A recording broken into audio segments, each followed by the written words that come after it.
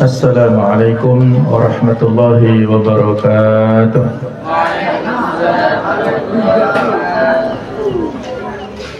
Alhamdulillah.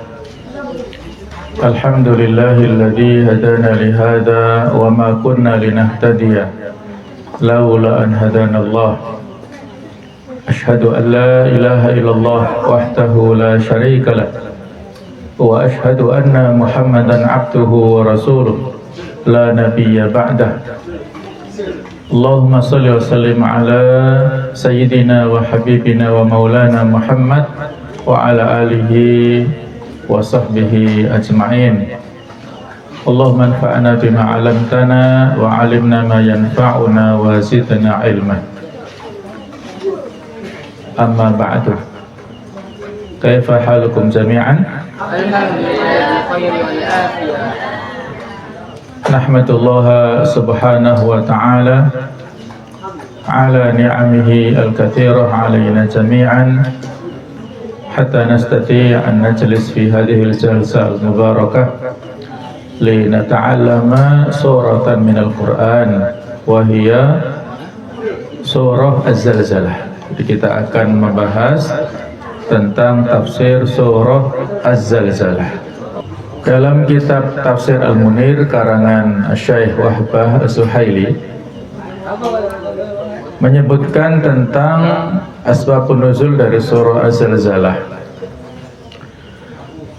bahwa saat itu orang-orang kafir bertanya tentang hari kiamat dan hari perhitungan atau yaumul hisab. Oleh karena itu Allah subhanahu wa ta'ala menurunkan surah ini menjelaskan kepada mereka tentang tanda-tanda hari kiamat agar mereka mengetahui bahwa hari kiamat itu hanya Allah yang tahu kapan datangnya. Tidak ada satu makhluk pun yang mengetahui kapan datangnya hari kiamat. Malaikat tidak tahu, para rasul juga Rasulullah SAW tidak tahu. Yang lebih penting adalah apa yang kita persiapkan untuk menghadapi hari kiamat. Jadi surat ini para ulama berbeda pendapat apakah termasuk di antara surah Makkiyah atau Madaniyah. Sebagian besar menyebutkan bahwa surah Az-Zalzalah ini Makkiyah, yang turun sebelum hijrah.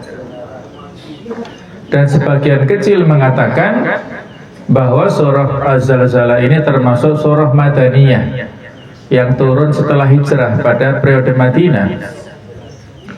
Nah, sementara Syekh Wahbah Az-Zuhaili ini memilih pendapat bahwa surah ini Madaniyah pada periode setelah hijrah. Abdullah bin Umar radhiyallahu anhuma mengatakan terkait turunnya surah ini, Idza zulzilat, turun sementara saat itu Abu Bakar radhiyallahu anhu sedang duduk menangis. Nah, secara umum surat ini berbicara tentang kondisi mencekam hari kiamat, mulai terjadinya gempa dan guncangan dahsyat di bumi hingga perginya manusia kepada mahsyar, hingga mendapat balasan atas sekecil apapun perbuatannya. Jadi di antara hikmah kita mengimani yaumul akhir, percaya dengan hari akhir adalah kita mempertanggungjawabkan atas segala perbuatan yang kita lakukan di dunia. Semua ada hisabnya, ada catatannya, ada perhitungannya.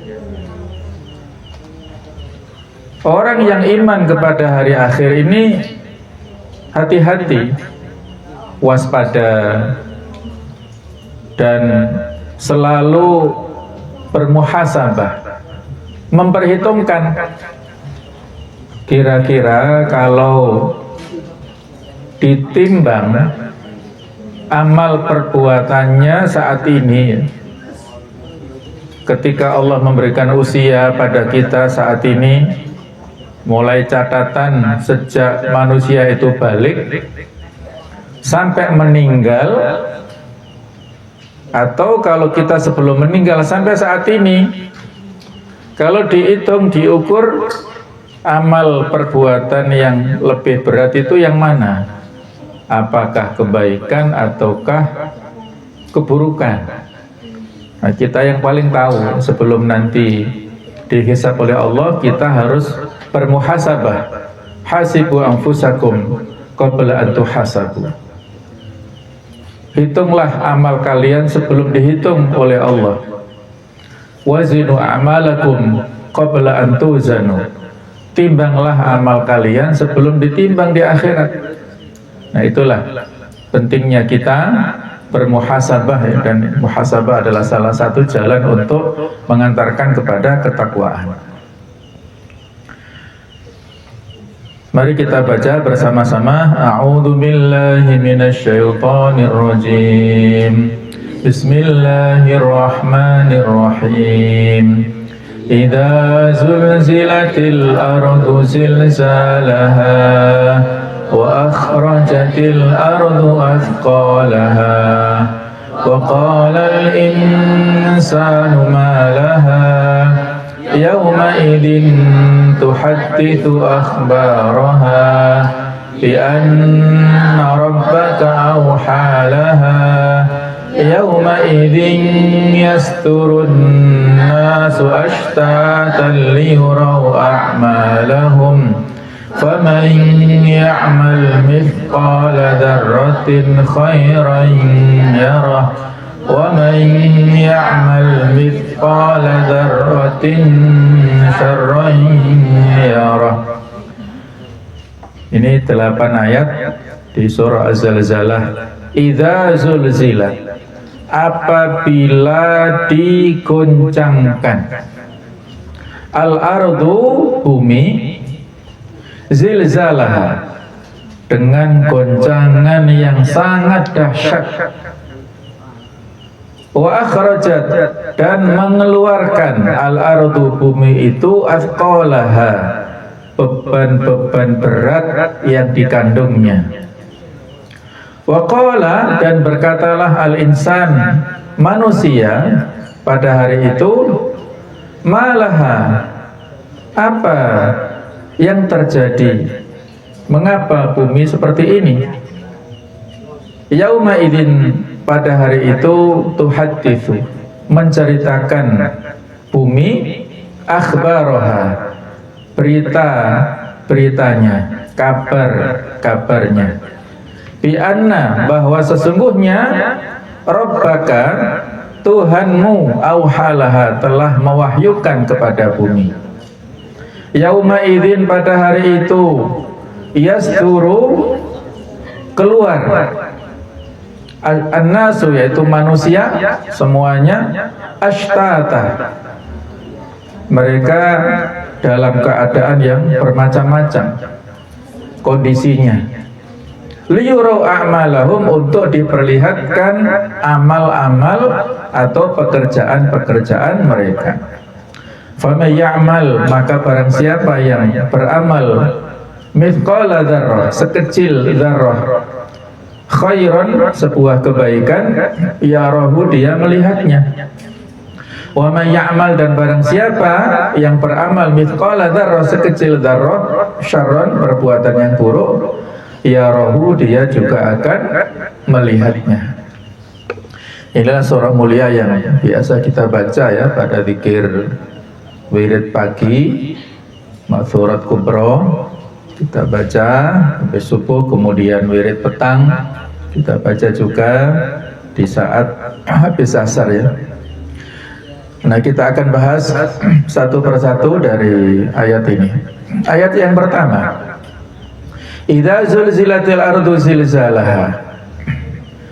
Yang dimaksud dengan firman Allah Azza wa Jalla tersebut adalah seperti yang disebutkan pada surah Al-Hajj ayat 1 dan 2. Ditulis indeks ayatnya saja ya. Kalau agak susah ya menulis, yang Arab tidak usah ditulis, indeksnya saja, atau kalau nuntut artinya ya. Ya ayyuhan nasu taqu rabbakum inna zalzalatas sa'ati syai'un 'azim. Wahai manusia, takutlah kalian, bertakwalah kalian kepada Tuhan kalian. Sesungguhnya kegoncangan hari kiamat itu sesuatu yang sangat dahsyat, yang sangat besar, suatu kejadian yang besar. Yauma tarawunaha tadhalu kullu murdi'atin amma arda'at wa tad'u kullu dhati hamlin hamlaha wa taran nasa sukara wa ma hum bisukara walakinna adzaballahi syadid. Yauma, pada hari tarawunaha, kalian melihatnya, melihat hari kiamat itu, melihat kegoncangan yang dahsyat itu. Tadhalu kullu murdi'atin, lalai semua wanita yang menyusui anaknya, amma arda'at, dari apa yang dia susui. Wa tad'u kullu dhati hamlin hamlaha, dan gugurlah kandungan segala wanita yang hamil. Wa taran nasa sukar, dan kau melihat orang-orang dalam keadaan mabuk. Wa mahum bisukar, padahal mereka tidak mabuk. Walakinna adzaballahi syadid, tetapi adab Allah itu keras ya.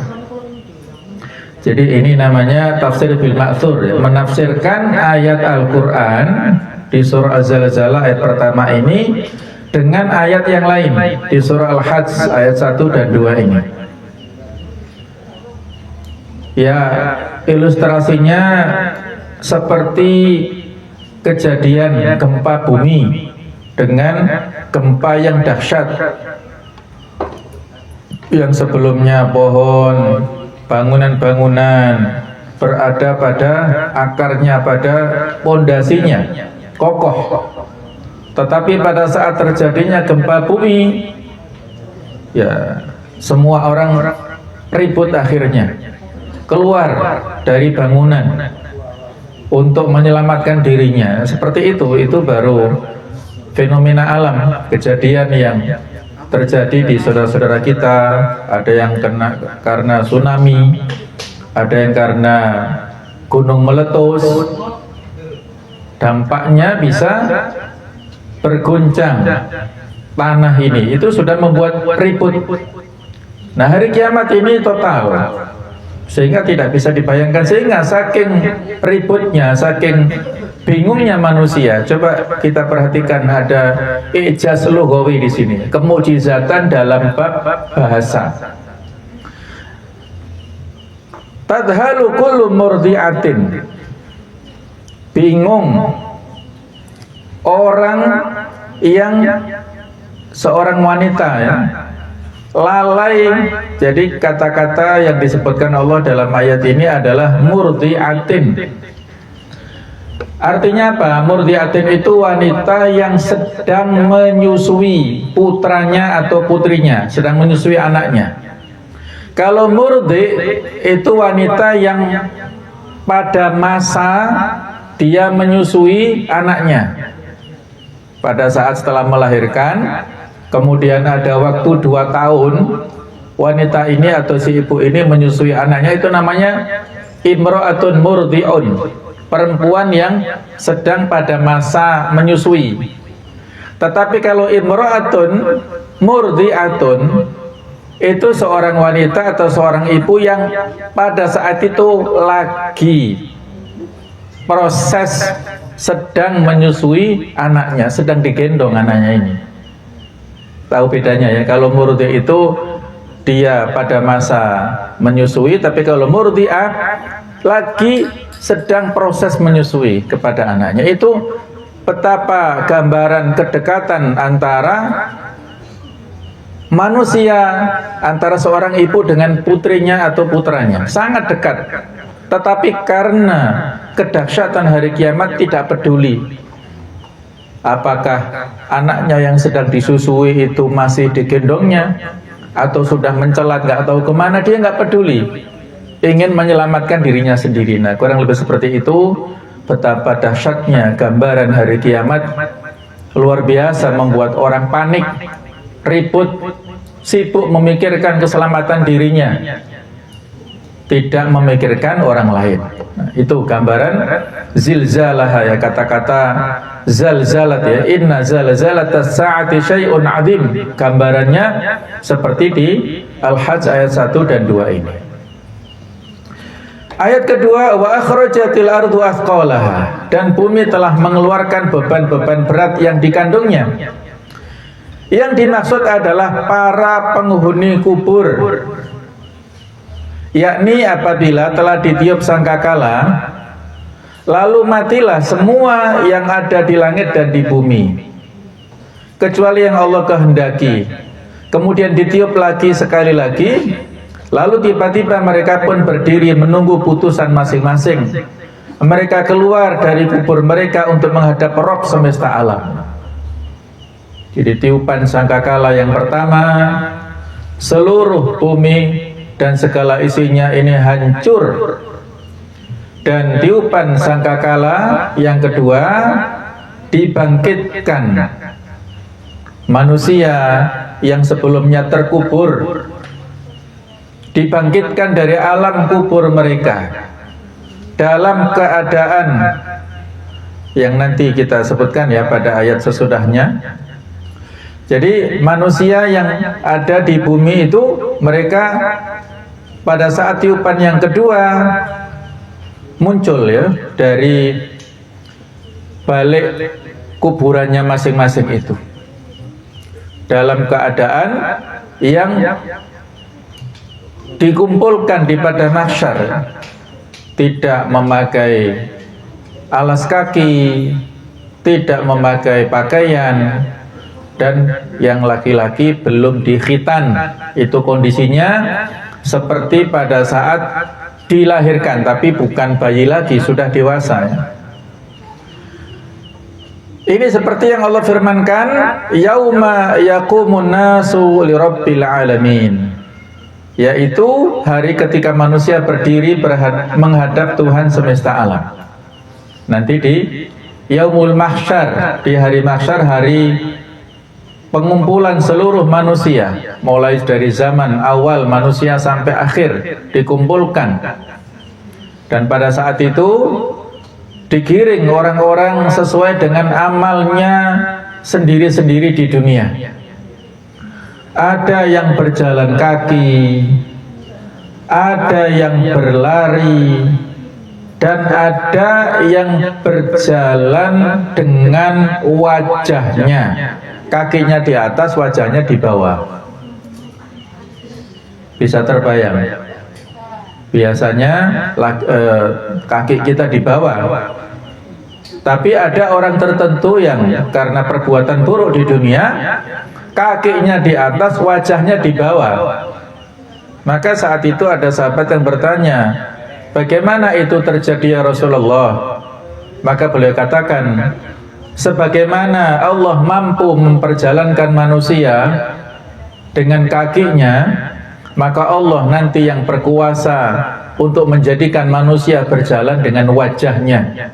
Nggak tahu apa, terseret-seret, terseok-seok, atau ngesot, atau bagaimana, Allahu a'lam ya. Kita nggak bisa membayangkan lebih detail. Intinya itu adalah kondisi manusia buruk pada saat di yaumul mahsyar. Ya, tidak perlu ditulis semuanya ya. Yang penting sudah sebagian ya. Maknanya yang dimaksud dengan bumi mengeluarkan beban-beban berat yang dikandungnya, yaitu para penghuni kuburan itu keluar, dan tidak perlu dibayangkan macam-macam ya. Ayat ketiga, wa qala al-insanu malaha, dan manusia bertanya, mengapa bumi menjadi begini? Yang dimaksud dengan manusia di sini adalah jenis manusia. Artinya seluruh manusia. Mengatakan bukan orang per orang, tapi jenis manusia. Mereka bertanya, ada apa dengan bumi? Ada apa dengan bumi ini sehingga terjadi goncangan dahsyat? Ini karena mereka keluar dari kubur seakan-akan seperti yang Allah firmankan, dan kamu lihat manusia dalam keadaan mabuk, sehingga ia pun berkata, apakah gerangan yang terjadi dengan bumi? Ada apa dengannya? Ini karena saking terperangah dan terkejut mereka, kaget ya.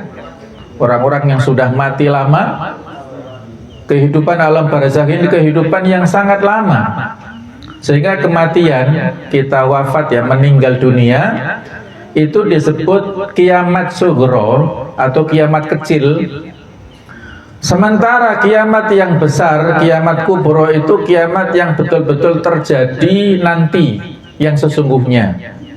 Keduanya ada kemiripan. Kalau kiamat kubro itu berakhirnya alam raya sudah berhenti total, tidak ada aktivitas ibadah lagi. Kalau kiamat sugro, kiamat kecil, itu berbasis orang per orang. Fulan, fulana, siapapun orang per orang, ketika sudah mati, cut off, dia tidak bisa berbuat amal apapun, sudah selesai. Ibarat naik taksi, kalau dulu ada argometer, berhenti sudah. Dia kembali ke tanah. Dari tanah dia berasal dan ke tanah dia dikembalikan.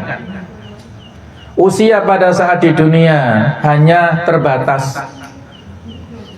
Kalau misalnya para ulama kita dulu ya, Imam Nawawi misalnya usia 40-an, Imam Syafi'i usia 54 meninggal. Jadi usia di dunia hanya puluhan tahun.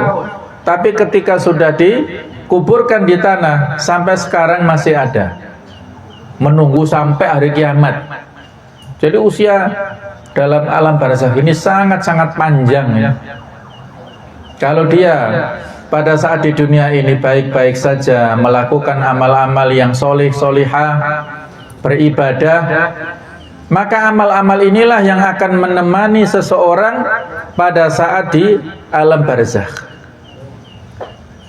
Di antaranya amal yang bisa kita lakukan yaitu dengan membaca surah Al-Mulk.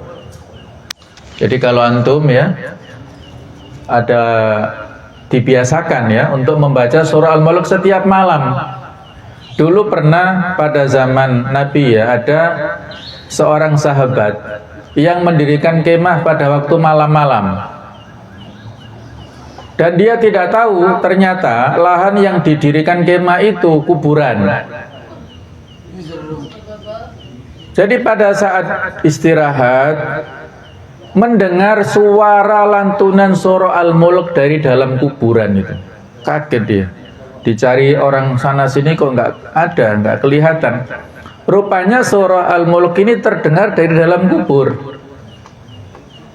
Maka saat itulah pada waktu berikutnya sahabat ini bertanya kepada Rasulullah SAW, Rasulullah, saya mendengar begini, surah Al-Mulk yang ada di sini saya nggak tahu kalau ini kuburan. Nah, ternyata Nabi mengatakan betul.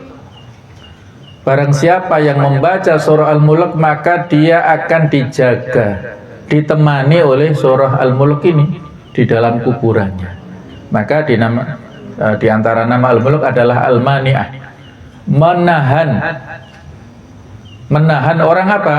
Dari azab kubur. Sehingga yang menemaninya adalah surah Al-Mulk di dalam kuburan ini. Nah, itulah amal-amal yang bisa kita lakukan pada saat kita masih hidup di dunia. Kalau kita menabung amal kebaikan ini akan menjaga kita. Ahlul Quran, orang yang akrab dengan Al-Quran di dunia, maka Al-Quran nanti pendamping saat di kuburan, menjadi pendamping yang sangat tampan atau sangat cantik. Pokoknya dia terhibur dengan pendamping yang setia ini, sampai nanti setiap waktu, setiap saat itu di semacam jendela ya, di kuburan itu nanti semacam ada jendelanya atau ada pemandangannya. Kalau dia calon-calon penghuni surga, maka pemandangan yang dilihat setiap harinya itu pemandangan indah. Nanti tempatmu di sana, kondisimu nanti seperti ini, seperti itu dia semakin rindu dengan datangnya kiamat. Tapi kalau orang yang amalan di dunia itu buruk, yang dibelatkan itu pemandangan neraka, siksaanmu nanti seperti ini, seperti ini, sehingga dia semakin stres. Dia semakin tidak mengharap kiamat datang, tapi di kuburan juga mendapat siksa, kan susah. Di kuburan selalu diazab, nanti hari kiamat yang dicapai itu juga sama, mendapatkan azab di neraka. Wal naudzubillah ya. Itulah kondisinya. Sebelum kita mengalami kejadian seperti itu, ya kita siap-siap beramal yang baik. Ayat keempat, yauma idzin tuhadditsu akhbaraha. Ini cukup panjang ya, tidak perlu ditulis semua, hanya ditulis 1-2 baris saja sudah cukup. Jadi pada hari itu bumi menceritakan beritanya, yaitu bumi berguncang dengan dahsyat. Bumi menceritakan beritanya artinya apa? Memberitahukan, ini yang antum tulis ini, yang saya katakan ini, yang saya baca, memberitahukan apa yang telah diperbuat manusia di atas permukaan bumi. Menceritakan perbuatan mereka yang baik atau yang buruk.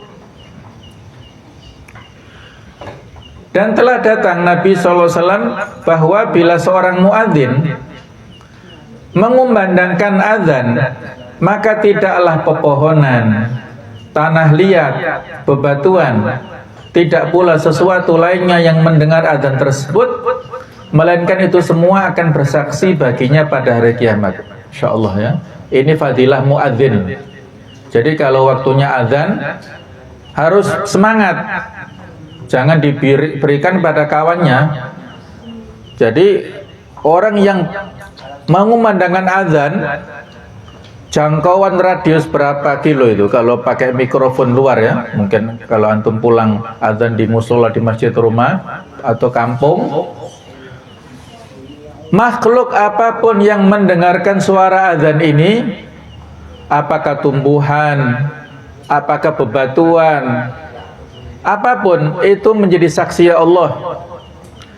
Kami bersaksi bahwa orang ini dulu di dunia mengumandangkan kalimat takbir, kalimat tahlil yang ada dalam azan itu bersaksi.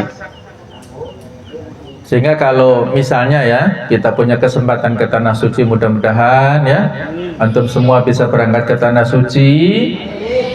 Paling tidak walaupun kita sering ke sana, minimal 1 kali pernah mencium Hajar Aswad yang ada di pojok sebelah multazam, pojok Ka'bah. Paling tidak 1 kali.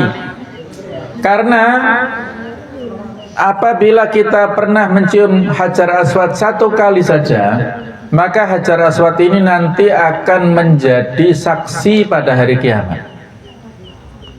Allahumma syhad, ya Allah saksikanlah bahwa si fulan ini dulu di dunia pada saat umroh, pada saat haji, pada saat bertawaf mengecupku ya Allah.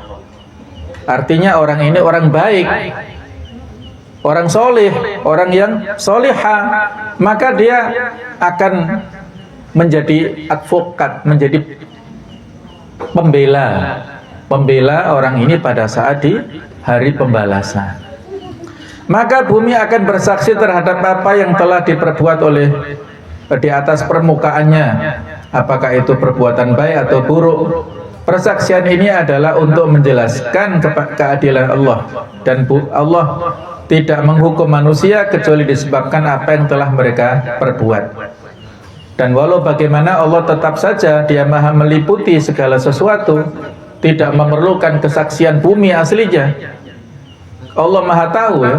Tetapi persaksian ini adalah untuk menegakkan keadilan dan agar si pendosa tidak mengingkarinya. Sebab kaum pendosa mengingkari kalau mereka adalah orang-orang yang telah menyekutukan Allah. Kalau kita melangkahkan kaki ke masjid, ke tempat yang baik, bumi yang kita langkahi itu bersaksi nanti di hari kiamat. Sehingga kalau misalnya ya, antum ada kesempatan nanti ketika sudah lulus ya dari pondok, dari sekolah, kemudian ada uang, silakan berjalan di muka bumi manapun, menghampiri masjid-masjid, safari keliling masjid, untuk sholat sunnah di situ, untuk sujud di situ, supaya bumi yang kita jadikan sebagai tempat untuk ibadah itu bersaksi di hadapan Allah. Yang ada program Bupati Malang sekarang, subuh keliling, itu bagus sekali. Beliau sholat subuh dan setelah itu menyampaikan motivasi dan ada pelayanan publik kepada masyarakat, bagus sekali ya. Allahumma barik li ummati fi bukuriha, ya Allah berikanlah barokah untuk umatku dalam waktu paginya. Siapa yang beraktivitas pagi-pagi itu diberikan berkah oleh Allah Ta'ala. Sebaliknya, diingat-ingat ya, kalau kita melangkahkan kaki untuk tujuan maksiat, untuk aktivitas-aktivitas yang terlarang, melanggar ketentuan-ketentuan agama dan ketentuan norma-norma umum, maka bumi yang kita pijak itu, yang kita langkahkan di atasnya itu akan bersaksi dengan saksi keburukan. Jadi misalnya ya, Afwan, kalau ada sebagian di antara antum yang kabur dari pondok ini, langkah yang dituju untuk kemana dia, apakah kaburnya ke pertelon sana, kaburnya menemui preman sana, menemui Allahu alam, saya nggak tahu ya, untuk tujuan-tujuan yang tidak benar. Nah itu bumi yang melangkah, yang dilangkah itu akan menjadi saksi di akhirat. Nah kan rugi sendiri, malu nanti ketika diputar filmnya, ya Allah kok seperti itu aku dulu ya, malu di hadapan Allah nanti. Jadi sebelum dipermalukan oleh perbuatan kita sendiri, sekarang banyak bertobat, beristighfar kepada Allah Subhanahu wa Ta'ala. Nah kemudian ini juga bisa ditulis indeksnya saja ya, tentang tafsir surah Al-An'am ayat 23 ini. Summa lam takum fitnatuhum illa an qalu wallahi rabbina ma kunna musyrikin ya.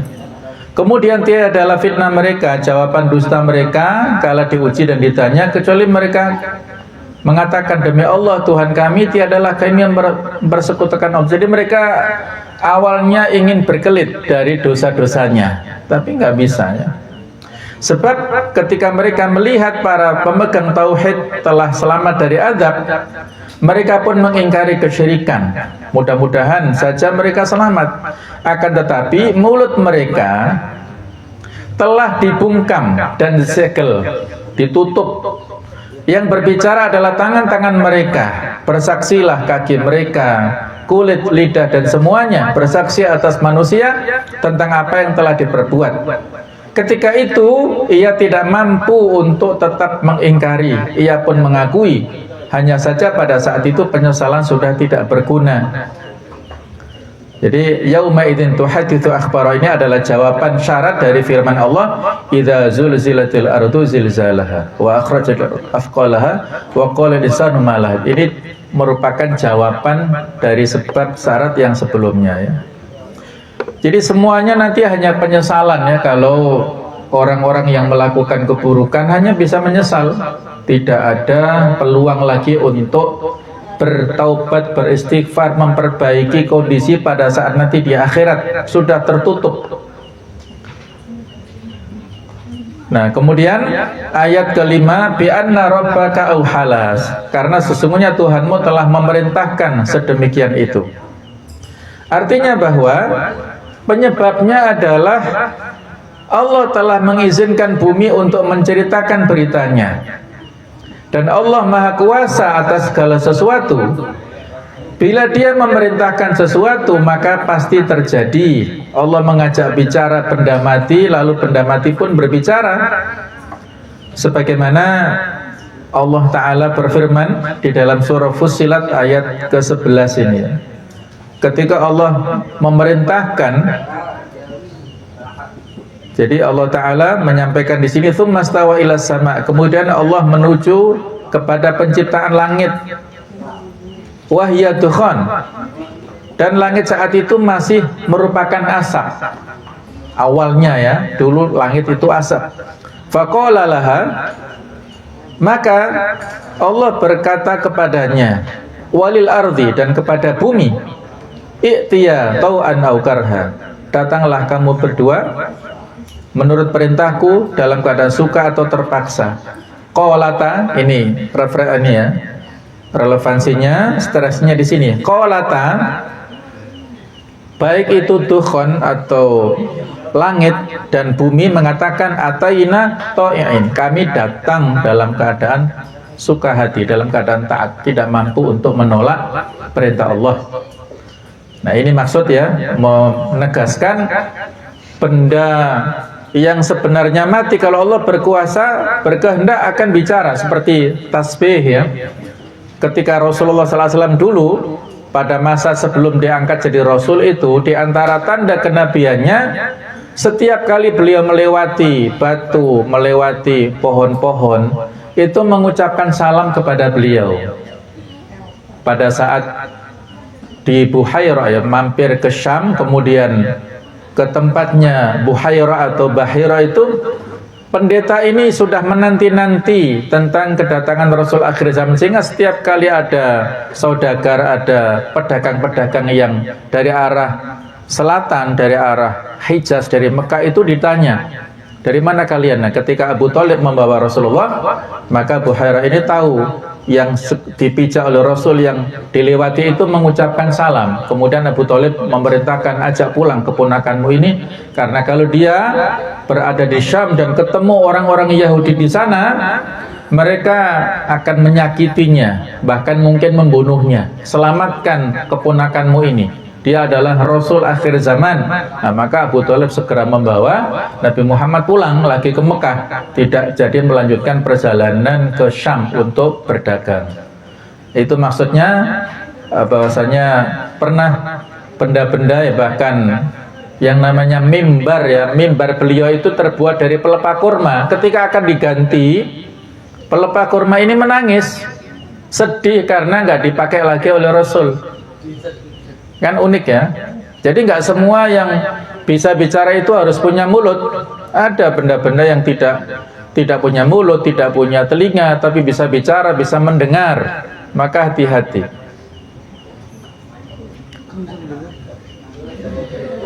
Nah, kemudian dalam hadis disebutkan ya, Allah berfirman kepada kolam, pena ya. Maka Allah mengatakan uktub, tulislah wahai kolam. Maka kolam bertanya, madza aktubu ya Rabbi, apa yang harus saya tulis? Kata Allah, uktub maqadirul khalqi hatta taqum as-sa'a, tulislah nasib untuk seluruh makhluk hingga hari kiamat. Semuanya mulai zamannya sebelum Nabi Adam sampai hari kiamat sudah tertulis di Lauhul Mahfuz. Nah, ini surat Yasin ayat ke-65 ya, yang tadi kita gambarkan. Al-yauma nakhtimu ala afwahihim, pada hari kami tutup mulut-mulut mereka, wa tukallimuna aydihim, dan bicara kepada kami tangan-tangan mereka, wa tashhadu arjuluhum, dan bersaksilah kaki-kaki mereka bima kanu yaksibun, dengan apa yang dulu mereka kerjakan. Ayat ini dulu yang pernah memberi inspirasi ya kepada seorang penyair namanya Taufik Ismail. Ada yang tahu? Kalau antum suka sastra, itu ada sastrawan Indonesia namanya Muhammad Taufik Ismail. Beliau pernah dimintai tolong oleh seorang penyanyi legendaris namanya Krisha. Pernah Krisha, tahu? Ya Allah ya, itu zaman dulu ya, sudah meninggal orangnya. Tapi Taufik Ismail masih hidup. Jadi saya pernah ketemu Taufik Ismail saat beliau ada ada seminar di Jakarta. Beliau sudah tua. Jadi saat itu Chrisye meminta Taufik Ismail untuk membuat lirik lagu. Kemudian Taufik Ismail lama gitu ya ditunggu-tunggu, tidak mengirimkan liriknya, terus terinspirasi di sini surat Yasin ayat 65 ini dikirimkan ke Chrisye. Saat dinyanyikan oleh Chrisye itu nggak mampu, jadi menangis karena betapa berat konsekuensi daripada syair lirik-lirik lagunya ini. Dan akhirnya berhasil di studio satu kali saja, rekamannya langsung sukses dan nggak diulangi karena nggak mampu itu deh. Jadi sekali langsung sukses. Dan lagunya apa judulnya ya? Lagunya nanti bisa dicari sendiri ya, lagu Chrisye yang bagus isinya. Nanti waktunya nggak cukup. Bila Allah bicara kepada sesuatu meskipun benda mati, maka ia pun bicara kepada Allah. Nah, kemudian ayat yang ke-6, Yauma idz yasdurun nasu ashtata liyura a'malahum. Pada hari itu manusia keluar dari kuburnya dalam keadaan bermacam-macam supaya diperlihatkan kepada mereka balasan mereka. Pada hari itu artinya pada hari di mana bumi diguncangkan dengan sehebat-hebatnya. Manusia keluar dari kuburnya dalam keadaan bermacam-macam, artinya berkelompok-kelompok. Coba perhatikan ya, sebentar ya, perhatikan. Maksud daripada ashtatan itu adalah berkelompok-kelompok, berpencar-pencar. Mereka keluar dari kubur masing-masing menuju ke tempat tinggalnya. Para penghuni surga, semoga Allah menjadikan kita termasuk di antara mereka. Amin. Bertolak, apa artinya? Pergi menuju ke sana. Sedangkan penghuni neraka, semoga Allah melindungi kita darinya, digiring ke neraka.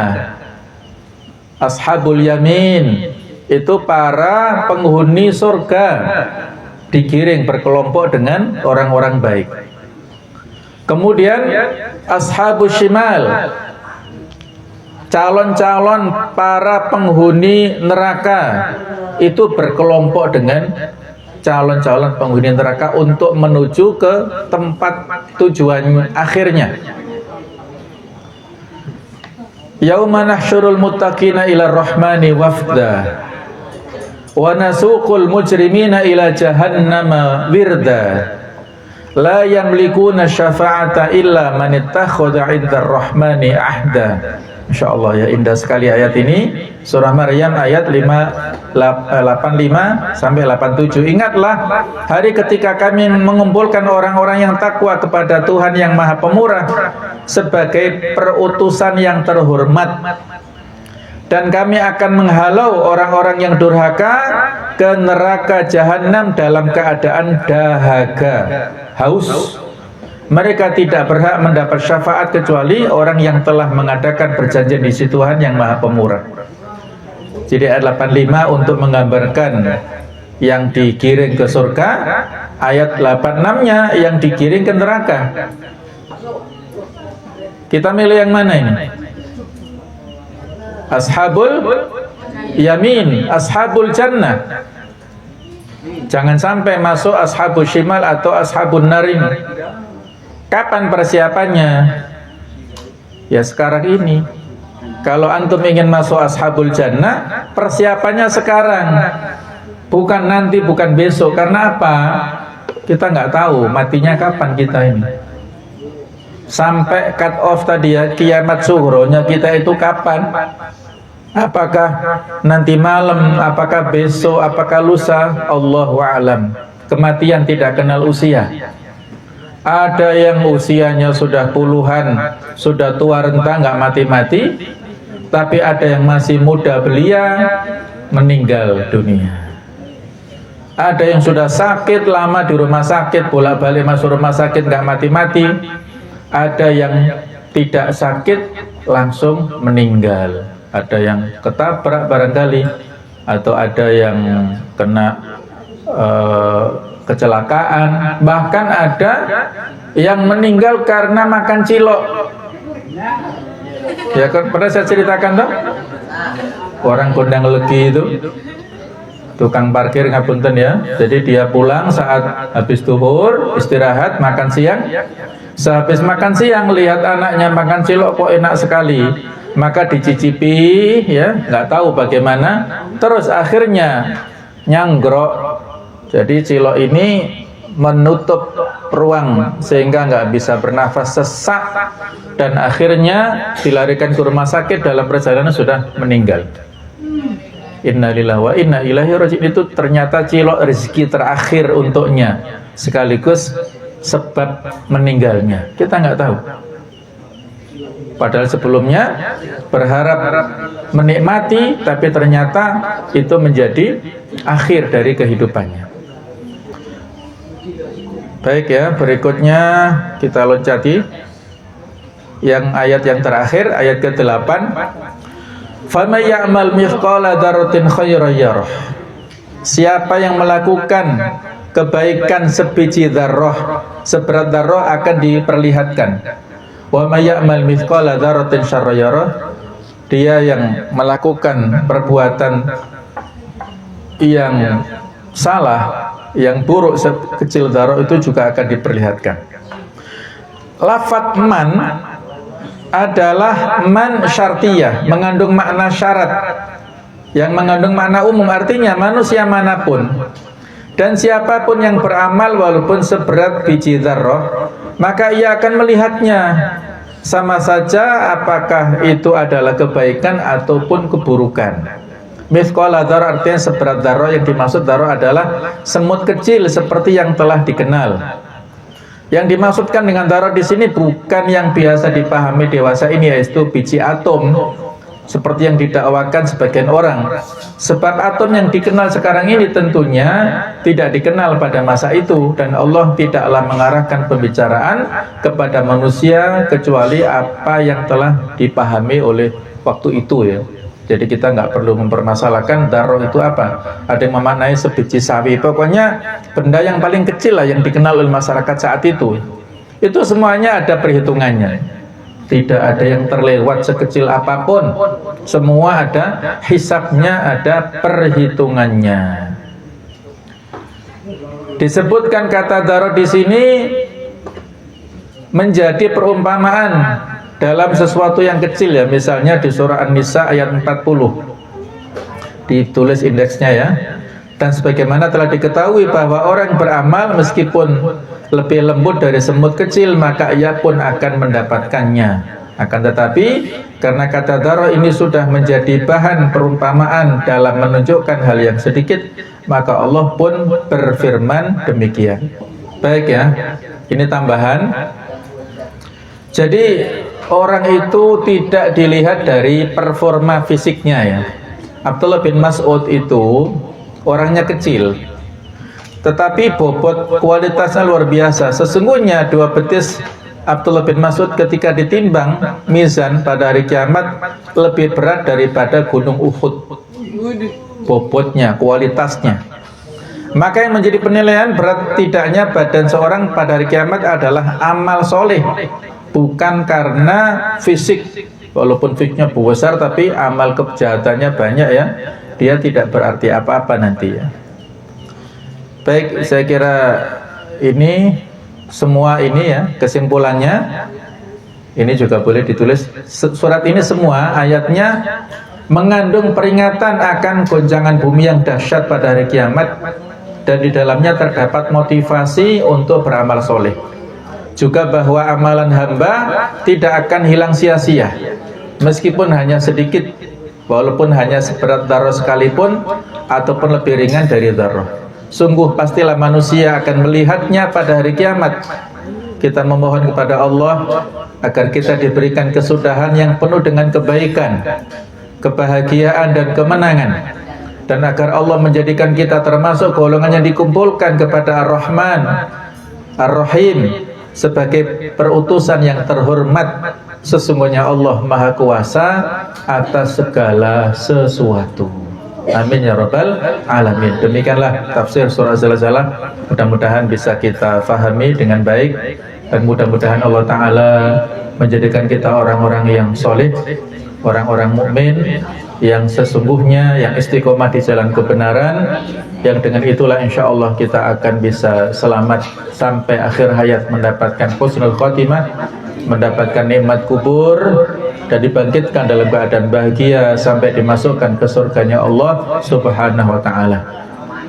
Mohon maaf kalau ada kekhilafan. Subhanakallahumma wa bihamdik, asyhadu an la ilaha illa anta, astaghfiruka wa atubu ilaik. Wassalamualaikum warahmatullahi wabarakatuh.